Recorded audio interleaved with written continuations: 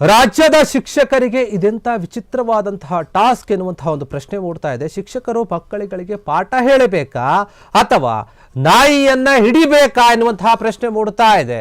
ಇದೆಂತ ಕೆಲಸ ಅಂತ ಶಿಕ್ಷಣ ಇಲಾಖೆಯಿಂದ ಶಿಕ್ಷಕರಿಗೆ ಏನು ಕೆಲಸ ಕೊಟ್ಟಿದ್ದಾರೆ ಇವರು?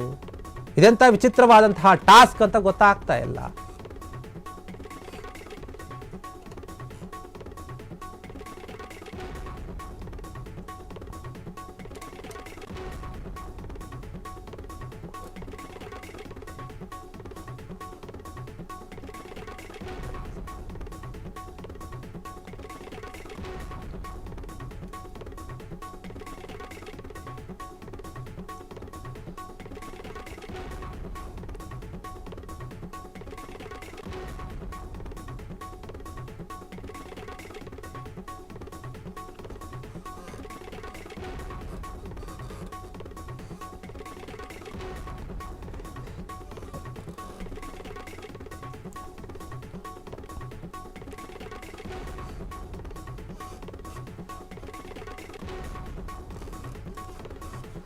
ಶಾಲೆಯಲ್ಲಿ ಪಾಠ ಮಾಡುವಂತಹ ಶಿಕ್ಷಕರಿಗೆ ಈಗ ಶಿಕ್ಷಣ ಇಲಾಖೆ ಒಂದು ಹೊಸ ಒಂದು ಟಾಸ್ಕ್ ಅನ್ನು ಕೊಡುತ್ತಾ ಇದೆ. ಅದಕ್ಕೆ ಶಿಕ್ಷಕರು ಒಪ್ಪುತ್ತಾ ಇಲ್ಲ. ಅದೇನಂತಂದ್ರೆ ಬೀದಿ ನಾಯಿಗಳ ವಿಚಾರವಾಗಿ ಶಿಕ್ಷಕರು ಮಕ್ಕಳಿಗೆ ಪಾಠ ಹೇಳಬೇಕು ಅಥವಾ ನಾಯಿಯನ್ನು ಹಿಡಿಬೇಕಾ ಅನ್ನುವಂತಹ ಪ್ರಶ್ನೆ ಮೂಡ್ತಾ ಇದೆ. ಶಾಲಾ ಆವರಣದಲ್ಲಿ ನಾಯಿ ಬರದಂತೆ ಕಾಯಬೇಕು ಶಿಕ್ಷಕರು ಎನ್ನುವಂತಹ ಮಾತು ಕೇಳಿ ಬರ್ತಾ ಇದೆ. ಪಾಠ ಮಾಡುವ ಶಿಕ್ಷಕರ ಸ್ಥಿತಿ ನಿಜಕ್ಕೂ ಕೂಡ ಹಾಗಾದ್ರೆ ನಾಯಿ ಪಾಠ ಆಗ್ತಾ ಇದೆಯಾ? ಜಾತಿ ಗಣತಿಯನ್ನು ಮಾಡಿ ಈಗಾಗಲೇ ಸುಸ್ತಾಗ್ಬಿಟ್ಟಿದ್ದಾರೆ ಶಿಕ್ಷಕರೆಲ್ಲರೂ ಕೂಡ. ಆ ಒಂದು ಹೊಸ ಟಾಸ್ಕ್ ಏನಿದೆ ಅದು ಕೂಡ ಅವ್ರಿಗೆ ಹೊಸದಾಗಿತ್ತು ಒಂದು ರೀತಿಯಲ್ಲಿ. ಯಾಕಂದ್ರೆ ಸಾಕಷ್ಟು ಪ್ರಶ್ನೆಗಳಿದ್ವು ಅದರಲ್ಲಿ ಹಿಂದೆಗಿಂತ ಈ ಬಾರಿ.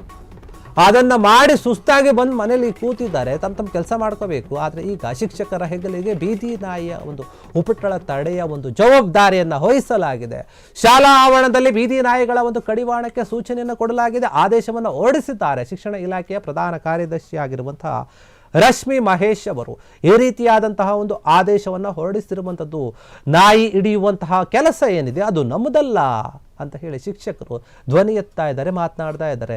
ರಶ್ಮಿ ಮಹೇಶ್ ಆದೇಶಕ್ಕೆ ಶಾಲಾ ಒಕ್ಕೂಟದಿಂದ ತೀವ್ರ ಆಕ್ಷೇಪ ವ್ಯಕ್ತವಾಗ್ತಾ ಇದೆ. ಶಿಕ್ಷಣ ಇಲಾಖೆಯ ಕಾರ್ಯದರ್ಶಿ ಇಂಥದ್ದೊಂದು ಆದೇಶವನ್ನು ಹೊರಡಿಸಿದ್ದು ಯಾಕೆ ಎನ್ನುವಂತಹ ಪ್ರಶ್ನೆ ಹಿರಿಯ IAS ಅಧಿಕಾರಿ ಆಗಿರುವಂತಹ ರಶ್ಮಿ ಮಹೇಶ್ ಅವರು ಆದೇಶಕ್ಕೆ ಈಗ ಭಾರಿ ವಿರೋಧ ವ್ಯಕ್ತವಾಗ್ತಾ ಇದೆ. ಕೂಡಲೇ ಶಿಕ್ಷಕರು ನಾಯಿ ಹಿಡಿಯುವ ಒಂದು ಆದೇಶವನ್ನು ಹಿಂಪಡೆಯುವಂತೆ ಒತ್ತಾಯವನ್ನು ಕೂಡ ಮಾಡ್ತಾ ಇದ್ದಾರೆ. ಹೌದು, ನಿಜಕ್ಕೂ ಕೂಡ ನೋಡಿ, ನೀವು ಶಿಕ್ಷಕರಿಗೆ ಯಾವ ರೀತಿಯ ಕೆಲಸವನ್ನು ಕೊಡಬೇಕನ್ನೋದು ಯೋಚನೆ ಮಾಡಬೇಕಾಗುತ್ತೆ.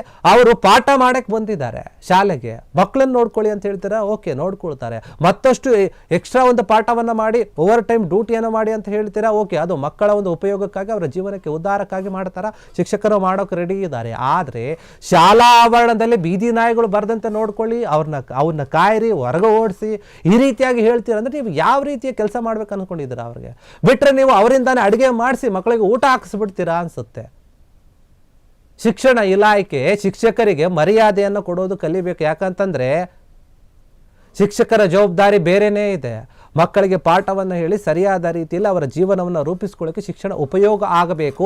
ಆ ರೀತಿಯಾದಂತಹ ಒಂದು ಕೆಲಸದಲ್ಲಿ ಜವಾಬ್ದಾರಿಯಲ್ಲಿ ಇರುವಂತಹ ಶಿಕ್ಷಕರಿಗೆ ನೀವು ನಾಯಿಯನ್ನು ಹಿಡೀರಿ ಅಂತ ಹೇಳ್ತೀರಾ ಅಥವಾ ಹೊರಗೆ ಕಳಿಸಿ ಅಂತ ಹೇಳ್ತೀರಾ ಅಂದ್ರೆ ಇದು ಯಾವ ರೀತಿಯ ಲೆಕ್ಕ ಅಂತ?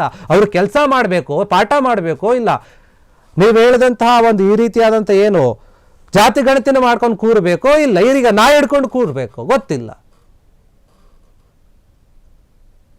ನಿಯಂತ್ರಿಸೋದಕ್ಕೆ ಕ್ರಮವನ್ನು ಜರುಗಿಸಬೇಕು ಮತ್ತೆ ಕಡ್ಡಾಯವಾಗಿ ಆ ಕೆಲಸವನ್ನು ಮಾಡಬೇಕು ಅನ್ನೋ ಒಂದು ಸುತ್ತೋಲೆಯನ್ನು ಹೊರಡಿಸಿದ್ದೆ. ಇದನ್ನ ನಾವು ಖಾಸಗಿ ಶಾಲೆಯವರು ಮತ್ತೆ ಅನುದಾನ ರಹಿತ ಶಾಲೆಯವರು ಅದನ್ನ ಖಂಡಿಸ್ತೀವಿ. ಅದ್ರ ಜೊತೆಗೆ ಶಿಕ್ಷಕರನ್ನ ನೀವು ಯಾವುದಕ್ಕೆಲ್ಲ ಬಳಸ್ಕೊಳ್ತಾ ಇದ್ದೀರಾ? ಶಿಕ್ಷಕರ ವೃತ್ತಿ ಮಕ್ಕಳಿಗೆ ಪಾಠವನ್ನ ಮಾಡುವಂಥದ್ದು, ಅವರ ಭವಿಷ್ಯವನ್ನ ರೂಪಿಸುವಂಥದ್ದು. ಅದನ್ನ ಬಿಟ್ಬಿಟ್ಟು ಈಗ ಬೇರೆ ಎಲ್ಲಾ ಕೆಲಸಗಳಿಗೂ ಶಿಕ್ಷಕರನ್ನ ನೀವು ಬಳಸ್ಕೊಳ್ತಾ ಇದ್ದೀರಾ. ಈಗ ಸೆನ್ಸಸ್ಸಿಗೆ ಶಿಕ್ಷಕರನ್ನ ಬಳಸ್ಕೊಳ್ತೀರಾ, ಜಾತಿ ಸಮೀಕ್ಷೆಗೆ ಶಿಕ್ಷಕರನ್ನ ಬಳಸ್ಕೊಳ್ತೀರಾ. ಅದ್ರ ಜೊತೆಗೆ ಈಗ ನಾಯಿನೂ ಕೂಡ ನೀವು ಬೀದಿ ನಾಯಿಗಳನ್ನು ಕೂಡ ನೀವು ನಿಯಂತ್ರಿಸಿ ಅಥವಾ ಸಮೀಕ್ಷೆಯನ್ನ ಮಾಡಿ ಅಥವಾ ಅವನ್ನ ಶಾಲಾ ಆವರಣದಲ್ಲಿ ಬರ್ದಂಗೆ ತಡೀರಿ ಅಂತ ನೀವು ಹೇಳೋದಕ್ಕೆ ಹೊರಟ್ರಿ ಅಂತಂದ್ರೆ ಈಗ ಹಂಗಾರೆ ಶಿಕ್ಷಕರ ವೃತ್ತಿ ಯಾವುದಕ್ಕೆ? ನಾವಂತೂ ಅನುದಾನ ರಹಿತ ಶಾಲಾ ಶಿಕ್ಷಕರು ಇದನ್ನ ಖಂಡಿಸ್ತೀವಿ. ಅದ್ರ ಜೊತೆಗೆ ಈ ಕೆಲಸವನ್ನು ಮಾಡೋದಕ್ಕೆ ನಾವು ಒಪ್ಪೋದಿಲ್ಲ. ಸೊ ಈ ತರ ಕೆಲಸ ಮಾಡಿಸೋದ್ರ ಮೂಲಕ ನೀವು ಅನುದಾನ ರಹಿತದ್ ಬಿಡಿ, ಅನುದಾನಿತ ಮತ್ತು ಸರ್ಕಾರಿ ಶಾಲೆಯಲ್ಲಿ ಒಟ್ಟು ವಿದ್ಯಾರ್ಥಿಗಳ ಸಂಖ್ಯೆ ಸುಮಾರು 40 ಲಕ್ಷಕ್ಕಿಂತ ಹೆಚ್ಚಿದೆ. ಸೊ ಕಳೆದ 1 ವರ್ಷದಿಂದ ಒಂದಲ್ಲ ಒಂದು ಸಮೀಕ್ಷೆಯನ್ನ ಮಾಡ್ತಾನೆ ಇದ್ದೀರಾ. ಆ ಸಮೀಕ್ಷೆಗಳಿಗೆ ಆ ಶಿಕ್ಷಕರನ್ನ ಬಳಸ್ಕೊಳ್ತಾ ಇದ್ದೀರಿ. ಇರುವುದೇ ಕೇವಲ ಒಂದು 25ರಿಂದ 40% ಶಿಕ್ಷಕರು ಮಾತ್ರ ಅಲ್ಲಿರೋದು. 60% ಶಿಕ್ಷಕರ ಕೊರತೆ ಇದೆ ಅಂತ ಇಡೀ ರಾಜ್ಯಕ್ಕೆ ಗೊತ್ತಿರೋ ಅಂಥದ್ದು. ಇಂಥ ಸಂಕಷ್ಟ ಪರಿಸ್ಥಿತಿನಲ್ಲಿ ಆ ಶಿಕ್ಷಕರನ್ನ ಪಾಠ ಮಾಡೋದಕ್ಕೆ ಬಿಡದೆ ಪ್ರತಿ ಒಂದು ಸಮೀಕ್ಷೆಗಳಿಗೆ ಜಾತಿಯಿಂದ ಹಿಡಿದು ಸೆನ್ಸಸ್ ಇಂದ ಹಿಡಿದು ಎಲೆಕ್ಷನ್ ಇಂದ ಹಿಡಿದು ಎಲ್ಲಾ ವಿಚಾರಗಳಿಗೂ ಶಿಕ್ಷಕರನ್ನ ನೀವು ಬಳಸ್ಕೊಳ್ಳೋದಿದೆಯಲ್ಲ, ಆ ಮಕ್ಕಳಿಗೆ ಮಾಡಿದಂತಹ ಮಹಾ ದ್ರೋಹ ಆಗುತ್ತೆ. ಅಲ್ಲಿ ವಿದ್ಯಾರ್ಥಿಗಳ ಶೈಕ್ಷಣಿಕ ಬದುಕು ಸಂಪೂರ್ಣವಾಗಿ ಹಾಳಾಗುತ್ತೆ. ಈಗಾಗಲೇ ನಮಗೆಲ್ಲ ಗೊತ್ತಿದೆ, ಇಡೀ ದೇಶದಲ್ಲಿ ಕರ್ನಾಟಕ ಅತ್ಯಂತ ಕಡೆಯ ಸ್ಥಾನದಿದೆ. ಎಲ್ಲಿ ಯಾವ ವಿಚಾರದಲ್ಲಿ ಅಂತಂದ್ರೆ ಕ್ವಾಲಿಟಿ ಎಜುಕೇಶನ್ ವಿಚಾರದಲ್ಲಿ, ಮಕ್ಕಳ ಕಲಿಕಾ ವಿಚಾರದಲ್ಲಿ ಅತ್ಯಂತ ಕೆಳಮಟ್ಟಕ್ಕೆ, ನಾವು ಬಿಹಾರಕ್ಕಿಂತನೂ ಕೆಳಮಟ್ಟಕ್ಕೆ ಬಂದಿರುವಂತಹ ಉದಾಹರಣೆ ಈಗ ನಮ್ಮ ಮುಂದೆ ಇದೆ.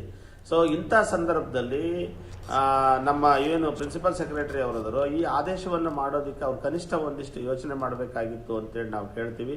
ಈ ವಿಚಾರದಲ್ಲಿ ನಾವು ಯಾವುದೇ ಕಾರಣದಿಂದ ಸಪೋರ್ಟ್ ಮಾಡೋದಿಲ್ಲ.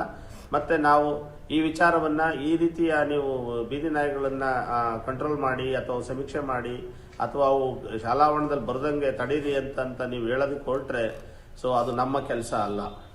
ಸೊ ಬೇಕಾದಷ್ಟು ಜನ ಅಫಿಷಿಯಲ್ಸ್ ಇದ್ದಾರೆ, ಪಂಚಾಯತಿ ಅಧಿಕಾರಿಗಳಿದ್ದಾರೆ, ಮತ್ತೆ ಪೊಲೀಸ್ ಇಲಾಖೆ ಇದೆ, ಮತ್ತೆ ಆರೋಗ್ಯ ಇಲಾಖೆ ಇದೆ. ಕ್ಷಣ ಕ್ಷಣದ ಸುದ್ದಿಗಳಿಗಾಗಿ ಫ್ರೀಡಂ ಟಿವಿ ಸಬ್ಸ್ಕ್ರೈಬ್ ಮಾಡಿ, ಲೈಕ್ ಮಾಡಿ ಹಾಗೂ ಫಾಲೋ ಮಾಡಿ. ಹೊಸ ಸುದ್ದಿಗಳ ನೋಟಿಫಿಕೇಶನ್ಗಾಗಿ ಬೆಲ್ ಐಕಾನ್ ಮೇಲೆ ಕ್ಲಿಕ್ ಮಾಡಿ.